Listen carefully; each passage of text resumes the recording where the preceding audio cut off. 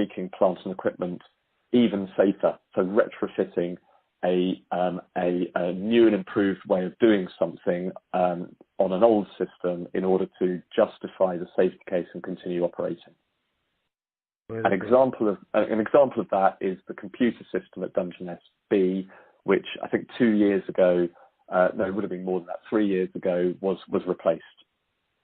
So it wasn't broken; it still worked, but it could have been a whole lot better. It was a 1960s computer system that has now been replaced with a more recent computer system.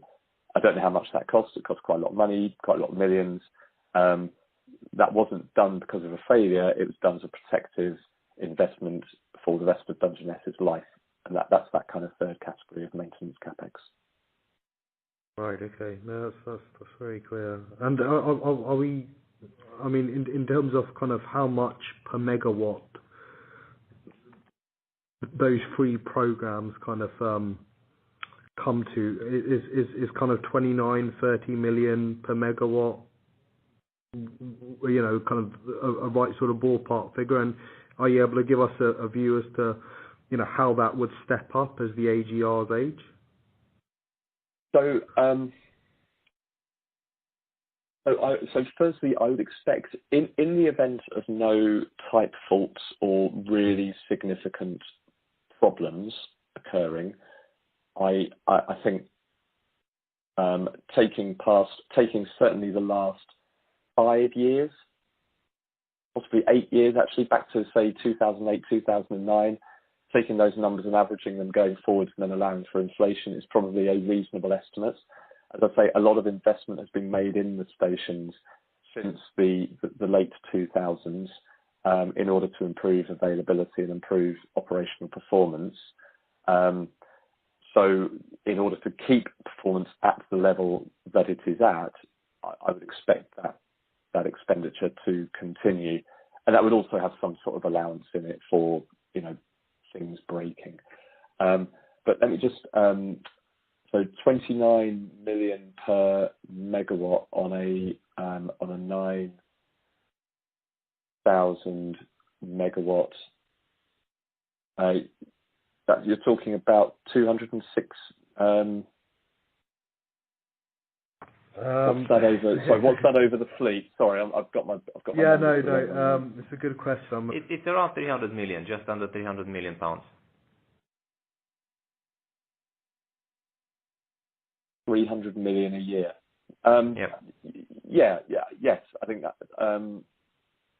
that feels order of magnitude. That feels order of magnitude consistent with my understanding. There may be some years where it's more, but there won't be too many years when it's less, I would guess. And as some of the reactors are decommissioned over time, this number per megawatt wouldn't necessarily change that much, I presume, or would it? Because the oldest reactors are being switched off, and therefore the newer ones would require maybe less maintenance because it's better technology or newer technology. I understand that AGRs are all similar, but yeah. So I think it's fair to call a distinction between Sizewell and the AGRs, but I think calling a distinction within the AGRs is possibly a little bit disingenuous. So part of the reason that Heysham 2 and Torness are doing so well and looking so good is that they've had a lot of money spent on them. Part of the reason that Dungeness is still on is because it's had a lot of money spent on it. So I think the AGRs all nuclear power plant needs a lot of money spent on it in order to keep it on. That's all part of that kind of fixed cost piece. Sizewell is different. The PWR is a cheaper technology because it's got less moving parts. Essentially, it's got less moving parts and it's smaller. So I think it's probably fair to put a distinction in there to say that when the AGR fleet closed down, the capital spend on Sizewell would be less than 29 million per megawatt at an inflated basis. But I think my gut feel is that you're right. I think to keep it as a fixed number